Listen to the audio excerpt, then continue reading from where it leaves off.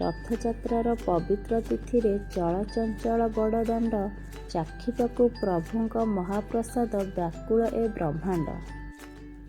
56 ଭୋଗର ପସରା ମେଲିଛନ୍ତି କାଳିଆ ସାଆନ୍ତ, ସେ ସୁଆଦ ଆଗେ ଫିକା ଲାଗେ ସବୁ ଜିନିଷ।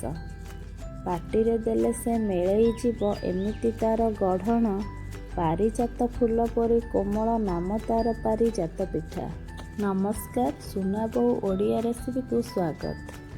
ଆଜି ମୁଁ ଆପଣଙ୍କୁ ମହାପ୍ରଭୁ ଶ୍ରୀ ଜଗନ୍ନାଥଙ୍କ 56 ଭୋଗରୁ ଗୋଟେ ଭୋଗ ଦେଖେଇବି, ଯାହାର ନାଁ ହେଉଛି ପାରିଜାତକ ପିଠା। ଏହି ଭୋଗଟି ହେଉଛି ଶୁଖିଲା ଭୋଗ, ଠାକୁରଙ୍କ ରତ୍ନବେଦୀ ପାଖରେ ସନ୍ଧ୍ୟା ଭୋଗରେ ଲାଗି ହୋଇଥାଏ।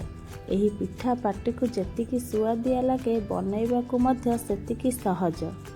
ତେବେ ଚାଲନ୍ତୁ ଡେରି ନ କରି ସହଜ ଉପାୟରେ ଘରେ ଏହି ମହାପ୍ରସାଦ ପ୍ରସ୍ତୁତ କରିବା। ଏହି ପାରିଜାତକ ପିଠା ବନାଇବା ପାଇଁ ଆମକୁ ଦରକାର କଦଳୀ, ନଡ଼ିଆ, ଗୋଟା ମସଲା ଗୁଣ୍ଡ, ଗୁଡ଼, ଲୁଣ, ଅଟା, ଘିଅ, କ୍ଷୀର, ପାନମଧୁରୀ। ପ୍ରଥମେ ମୁଁ ଗୋଟେ ପ୍ଲେଟରେ ପାଚିଲା କଦଳୀ 2ଟା, ନଡ଼ିଆ କୋରା 1 କପ୍, ଗୋଲମରିଚ, ଲବଙ୍ଗ, ବଡ଼ ଅଳେଇଚର ଗୁଣ୍ଡ, ଗୁଡ଼ 1/2 କପ୍, ସ୍ୱାଦ ଅନୁସାରେ ଲୁଣ କରି ଚକଟିବା।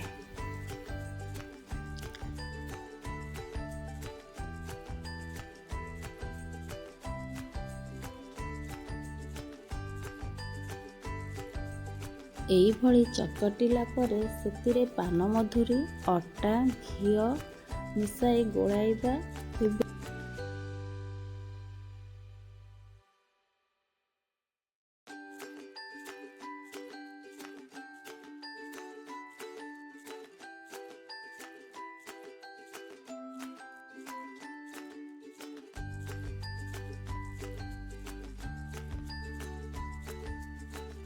ଅଳ୍ପ ଅଳ୍ପ କ୍ଷୀର ମିଶାଇ ଅଟା ଚକଟିଲା ଭଳି ଏମିତି ଚକଟି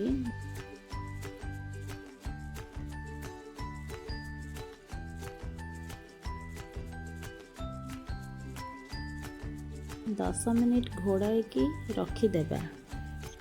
10 ମିନିଟ୍ ପରେ ଘୋଡ଼ା କାଢ଼ିକି ଆଉ ଟିକେ ଚକଟି ଦେବା, ଯେମିତି ନରମ ହେବ।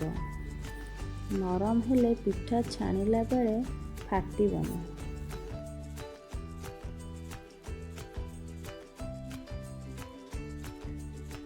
ଏବେ ଗୋଲ ଗୋଲ କରି କାକରା ପିଠା ଭଳି ସେପ୍ ଦେବା।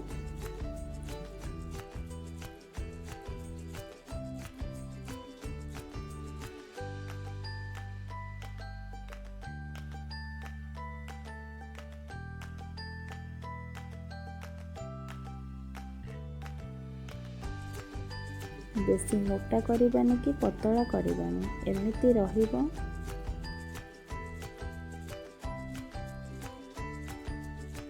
ତେଲ ଗରମ ହୋଇଗଲାଣି, ପିଠାକୁ ଛାଣି ନେବା। ମୁଁ ଏଠି ତେଲରେ ଛାଣିଛି, ଠାକୁରଙ୍କ ପାଇଁ କଲେ ଘିଅରେ ଛଣା ହେବ।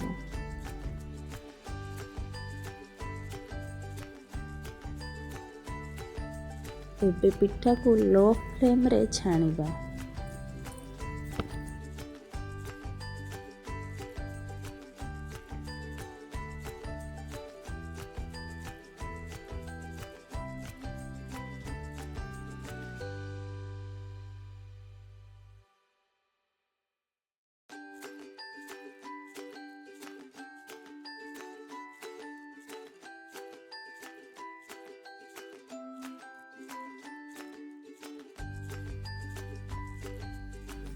ପିଠା ସବୁ ଛାଣି ହୋଇଯାଇଛି। ଏବେ ଗୋଟେ ପ୍ୟାନ୍ରେ ଅଳ୍ପ ପାଣି, 1/2 କପ୍ ଗୁଡ଼ ଆଡ଼୍ କରି ଶିରା କରିବା।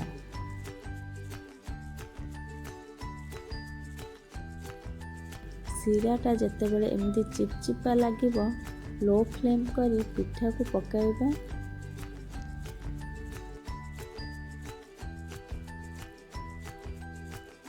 ଦୁଇରୁ 3 ମିନିଟ୍ ଏପଟ ସେପଟ କରି କାଢ଼ି ନେବା।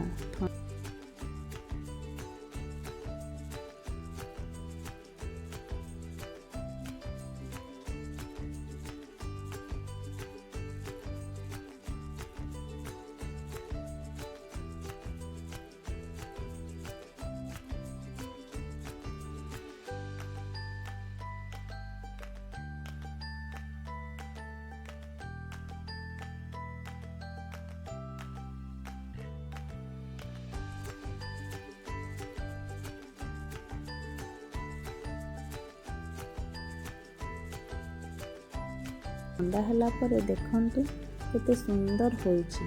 ଖାଲି ରଥଯାତ୍ରା ନୁହେଁ, ଯେକୌଣସି ପୂଜାରେ ବି ଭୋଗ ଲାଗିପାରିବ। ଯଦି ଆଜିର ଭିଡ଼ିଓଟି ଭଲ ଲାଗିଥାଏ, ଲାଇକ୍, ସେୟାର, ଚ୍ୟାନେଲକୁ ସବସ୍କ୍ରାଇବ୍ କରିବାକୁ ଜମାରୁ ଭୁଲିବେନି।